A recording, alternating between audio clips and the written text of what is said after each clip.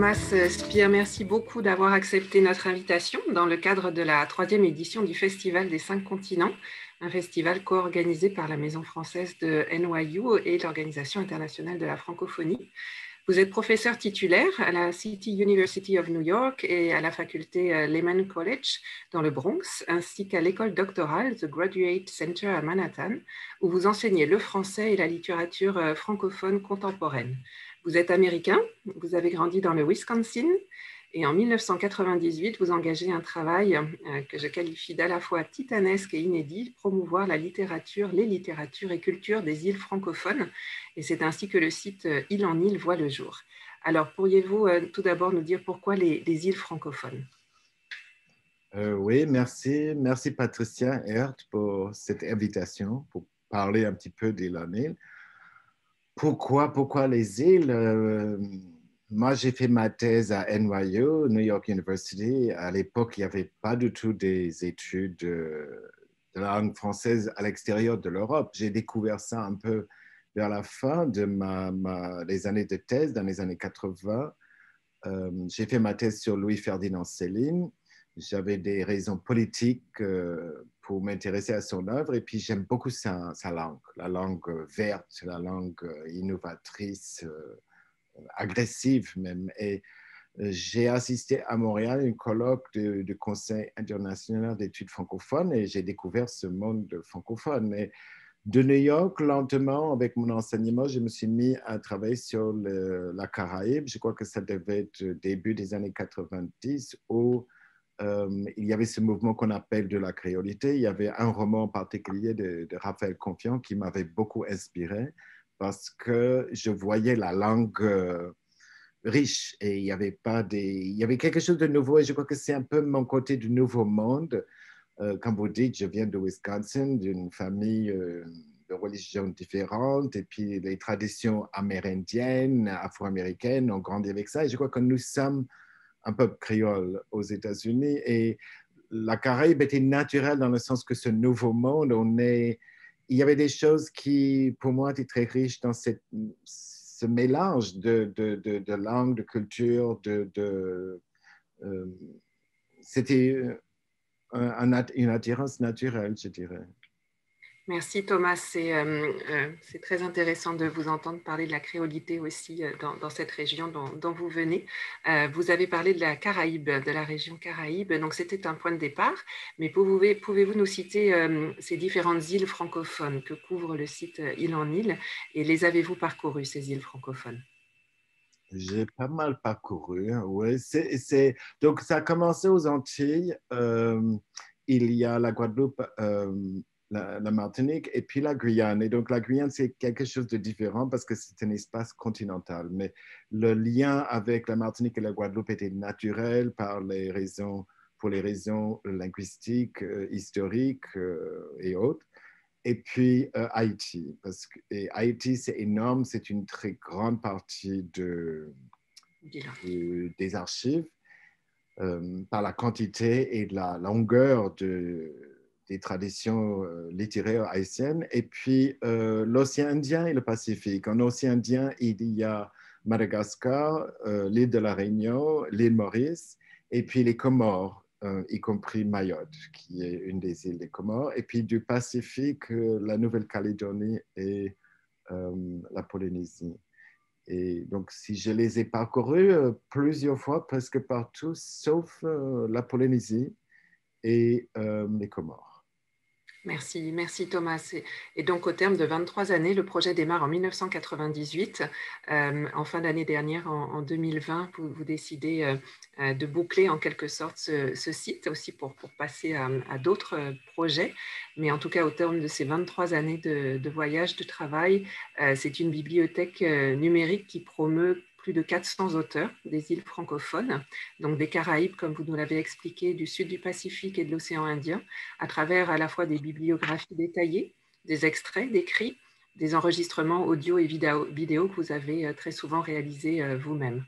Votre œuvre est plusieurs fois primée. Vous avez également publié divers recueils sur lesquels nous allons revenir. En 2018, vous recevez le prix du rayonnement de la langue française et de la littérature française de l'Académie française. Et je voudrais à présent vous demander quelle a été votre plus grande joie durant cette aventure. La plus grande joie. Il y en a beaucoup parce que c'est vrai que c'est du temps, il y a plus de 20 ans. Euh, je pense que vraiment la joie, c'est surtout la joie des rencontres, des rencontres personnelles, des rencontres en groupe. Il y a eu beaucoup d'événements publics. Je crois que c'est surtout le partage de la littérature, c'est la découverte, ma découverte, et puis le partage, les discussions. Et je pourrais parler de beaucoup d'événements qui ont eu lieu, que ce soit à New York même, parce qu'on a fait des colloques même il y a une vingtaine d'années. Peut-être il y a aussi le lien avec mon intérêt pour les nouvelles technologies, cette façon de... On a fait une vidéoconférence il y a une vingtaine d'années, donc Zoom aujourd'hui, mais à l'époque, on faisait déjà des choses avec des salles de classe euh, équipées avec des Mauriciens de Toronto, il y avait des gens de Maurice, de la Martinique et du Bronx. Donc depuis longtemps, et puis il y a des auteurs qu'on invite à New York. Mais j'ai eu depuis les années, que ce soit en Guadeloupe, à La Réunion, euh, des conférences officielles. J'ai été invité parfois à la Nouvelle-Calédonie pour le Salon du livre océanien. Euh, Invité à Montréal aussi pour le mois de l'histoire des Noirs, pour le mois du créole, pour le Festival international de la littérature et le Salon du livre. J'aime bien ces lieux comme ça, beaucoup de rencontres, partage. Avec une collègue, Françoise Lyonnais, on a organisé un colloque à l'île Maurice. Donc, c'est les joies, c'est ça, je crois que c'est ce partage, ces rencontres. Et surtout quand on voit le livre en folie en Haïti, j'étais plusieurs fois en Haïti pour des événements comme ça, dont l'année du centenaire de la naissance de Marie-Vieux Chauvet, et de voir les jeunes passionnés écouter, partager, c'est ça la plus grande joie, je crois. Merci Thomas, merci d'évoquer tout cela, cette joie des rencontres, du partage, de réunir aussi tous ces auteurs. Vous avez noué des liens d'amitié avec nombre de ces auteurs et vous évoquez ces festivals qui se sont tenus dans différentes capitales francophones. Est-ce qu'il y a le projet d'un festival donc de cette littérature francophone, des îles francophones, peut-être aux États-Unis un jour? À ma connaissance, non, mais les questions d'insularité, de transnationalisme, de changer de lieu de centralisation, que ce soit pas toujours francophone aussi, parce que la Caraïbe aussi, c'est la Caraïbe anglophone, hispanophone, créolophone, lusophone. Euh, Moi, je ne dirige pas un projet de cette ampleur, mais ça pourrait certainement se faire. On va garder cette idée précieusement en tête. On aimerait beaucoup, en tout cas à notre niveau, la francophonie, faire connaître l'immensité de ce patrimoine encore et davantage ici aux États-Unis. Il en île, c'est aussi une œuvre engagée. On sent déjà à travers ces premières questions à quel point vous êtes passionné, mais vous êtes également engagé. Il en île, c'est un projet de transmission, de mémoire, de célébration de la diversité des expressions, des manières de vivre. Un projet politique, nous pouvons dire, qui défend l'égale dignité des êtres, des visions du monde. Vous étiez aussi en Haïti lors du séisme qui a frappé le pays le 12 janvier 2010. Que pouvez-vous nous dire de votre engagement et du projet politique que représente Île en Île? Engagement, c'est pas vraiment un engagement, peut-être une curiosité. Moi, je dis que je suis Sagittaire et je crois que ça aide à mon intérêt à voyager et peut-être une ouverture d'esprit, mais une volonté de faire ce partage à l'égalité, parce que j'ai toujours parlé des textes qui sont publiés à compte d'auteur, qui sont présentés de la même manière, les auteurs publiés à compte d'auteur ou dans les petites maisons d'édition. Ça ne circule pas forcément dans les grandes métropoles parisiennes, montréalaises ou autres. C'est les maisons d'édition de Maurice ou de publications en Calédonie ou ailleurs. C'est le partage, je crois, c'est ça. Si c'est un engagement politique, je crois que je suis prof aussi dans une université publique urbaine avec beaucoup d'immigrants et au début, c'était surtout cette volonté d'avoir le partage disponible de façon gratuite. Et là aussi, il y a une collaboration avec beaucoup de collègues euh, au sujet de la littérature, autre, mais partager de façon gratuite et fiable ces informations. Et l'Internet donne cette occasion et ces lieux minoritaires, petites îles, ont leur place. Et je crois que c'est ça mon engagement, c'est de donner cette place. Et ça a bien réussi, ça continue à faire connaître ces auteurs par ce site. Rendre accessible en effet l'immensité de ce patrimoine littéraire. La Journée internationale de la francophonie, vous savez, nous la célébrons chaque année le 20 mars. Elle est fêtée sur les 5 continents. Elle rend hommage cette année aux femmes francophones, femmes résilientes. Et je voudrais donc vous demander quelles femmes auteurs pourriez-vous nous présenter en écho à cette célébration. J'imagine que la liste pourrait être longue, mais si vous voulez bien nous donner quelques illustrations. Ouais, merci. Vous m'avez prévenu de la question. Donc, c'est vrai que il y en a tellement. Et peut-être le fait que le site s'est arrêté, la dernière fiche d'auteur, c'était Virginie Sampeur, qui est une poétesse et nouvelliste haïtienne. Et je pense que vous parlez de résiliente. Je pense que beaucoup de femmes comme celle-là étaient connues comme la femme de ou la mère de. Et c'est vrai que son premier mari et son fils étaient des personnes très connues, mais je pense qu'il faut parler de résistance et force. Et il faut penser aussi à la difficulté pour beaucoup de femmes de lettres pendant si longtemps avoir leur place. Et donner une place à Virginie Sampeur, les textes d'elle sont même perdus, mais ça montre qu'il y a une histoire, un travail à faire, à retrouver les auteurs du passé. Mais il y a beaucoup de ces femmes fortes. On pense à Marie Vieux-Chauvet qui a eu cette force de sa plume pour dénoncer la réalité de la dictature de François Duvalier en Haïti, mais elle a également beaucoup parlé de la question de couleur. Et dans son roman Danse sur le volcan, c'est la révolution haïtienne qui arrive et les questions de couleur, d'une femme de couleur aussi. Je crois qu'elle, c'est un très bon exemple. Il y a des liens aussi avec des femmes que j'ai connues comme ça personnellement à travers plusieurs rencontres. Et je voudrais parler de Lucie Julia, euh, qui est un pseudonyme, mais elle était assistante sociale en Guadeloupe. Et c'est un engagement de femme battante pour son pays. Et dans son écriture, elle est poète et romancière. Elle parle d'une Guadeloupe qui n'existe plus, la Guadeloupe de l'agriculture. Maintenant que c'est une néocolonie de la France, le pays a beaucoup changé. Il y a beaucoup de femmes, il y a beaucoup de... Anne Chenet, j'admire beaucoup son œuvre. C'est une femme sur scène, c'est une femme de parole, c'est une femme créole, une fierté quand elle passe les paroles des autres.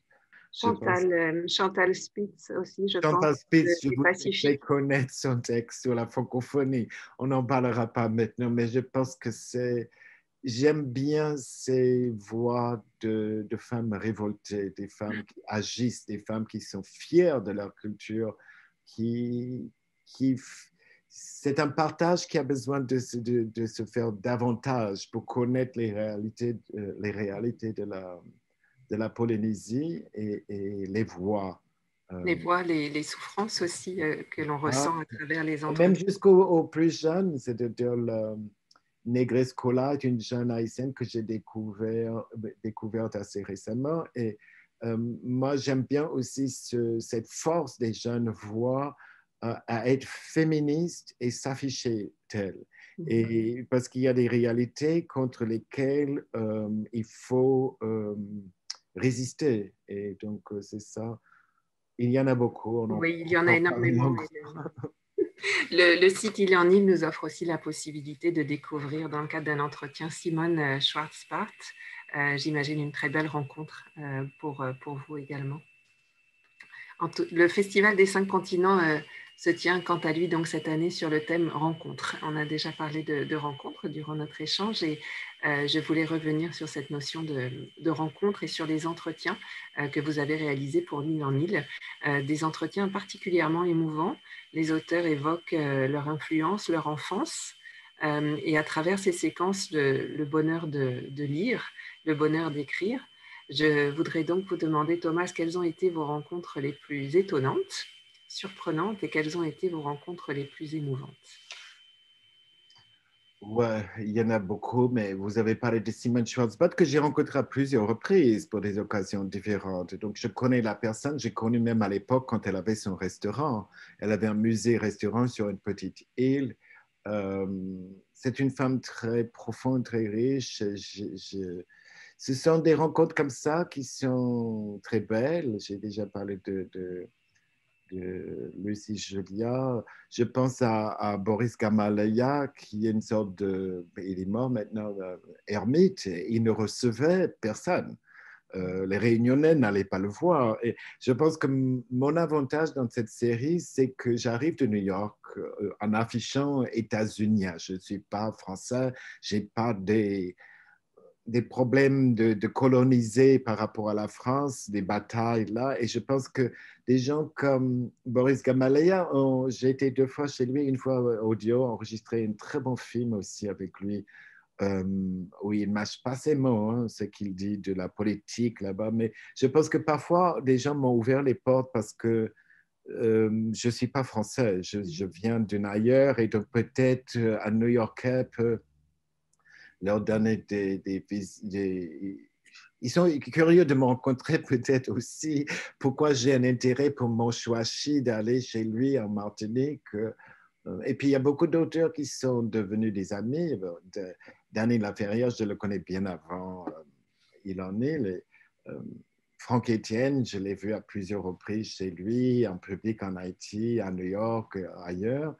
Euh, Comment se déroulaient ces entretiens et leur préparation, Thomas? Ben, c'est une aventure. C'est selon la personne. Parfois, c'est très facile. On se fixe rendez-vous, mais ça dépend. Quand on est en Haïti, il y a une crise de pétrole et j'ai un ami, Candy Verilus, qui a filmé plusieurs fois pour moi. Et un jour, il débarque. Il n'y avait pas d'essence en Haïti, mais il arrive à trouver de l'essence et il arrive chez Madame Odette Roy-Fonbrun, qui va peut-être nous écouter. Elle a 100 elle n'est pas jeune, elle a plus de 100 ans, elle est une autre combattante. Beaucoup d'aventures. Il y a des aventures aussi avec le audio, parce que j'ai filmé beaucoup, j'ai enregistré beaucoup d'audio avant de faire des films. Mais je pense que vous avez été interpellé par ces entretiens. Mon intérêt, c'était de donner aux auteurs une façon de se présenter devant le monde dans un cadre assez intime, de parler, j'ai mis 5 questions pour Ilan Neil, qu'ils parlent de leurs inspirations littéraires, donner une idée du quartier où ils vivent, leur lieu de création, parler un peu de leur enfance, de leur œuvre, et je pose la question de l'insularité, qui est toujours une question bon, les gens, ils ont des raisons très différentes de vivre ou de parler d'insularité, mais c'est euh,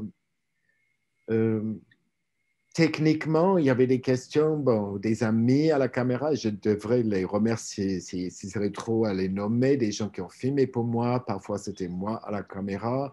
Virginie Danglade, une amie monteuse qui a fait les premiers montages et puis moi j'ai moi-même fait tous les autres montages.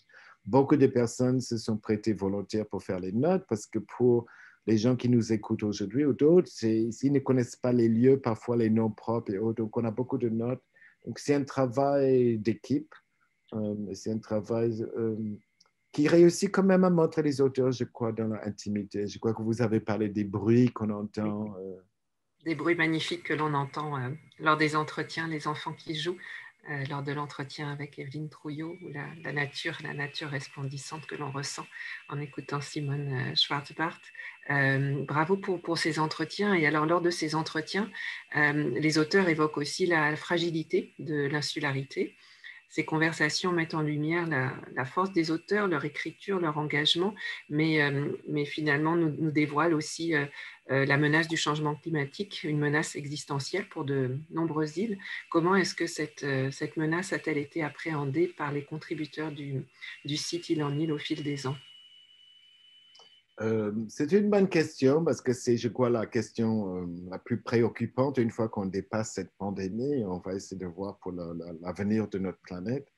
Et ce qui m'avait étonné, c'était quand j'étais en Nouvelle-Calédonie, c'était d'apprendre par Frédéric Hollen, un écrivain de là-bas, qu'ils ont des écoliers dans des écoles maintenant qui sont des réfugiés des îles de la Mélanésie qui commencent à s'enfoncer dans la mer parce que le niveau de la mer monte.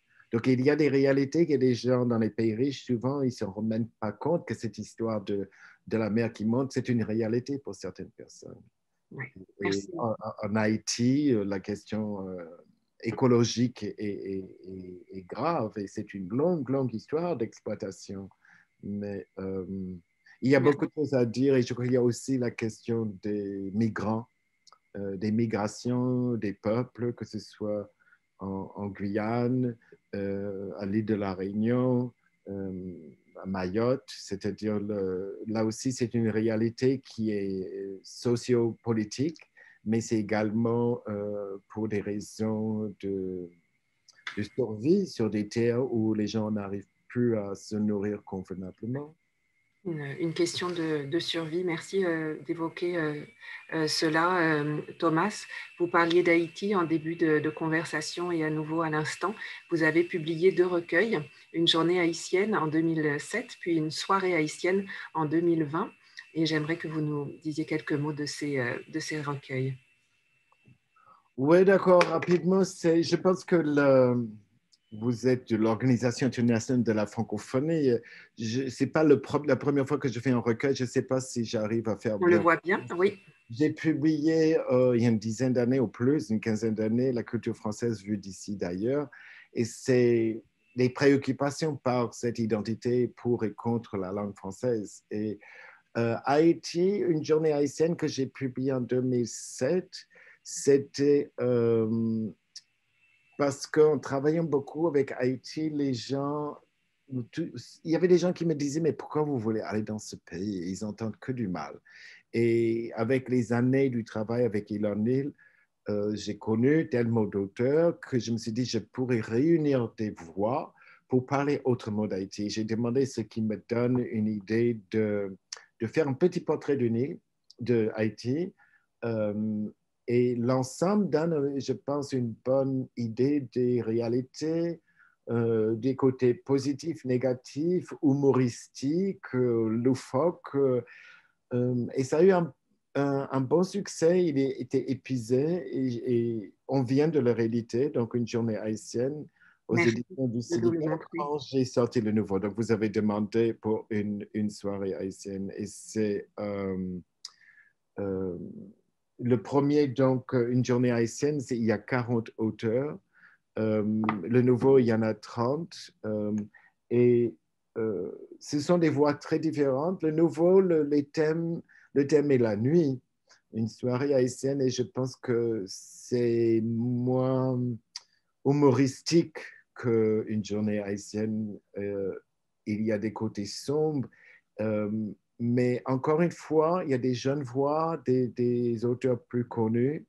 Euh, il y a des gens qui vivent en Haïti, il y a des Haïtiens de la diaspora. Et là encore, je pense que c'est une façon, par des textes très courts, de connaître des talents d'Haïti et de connaître la réalité haïtienne.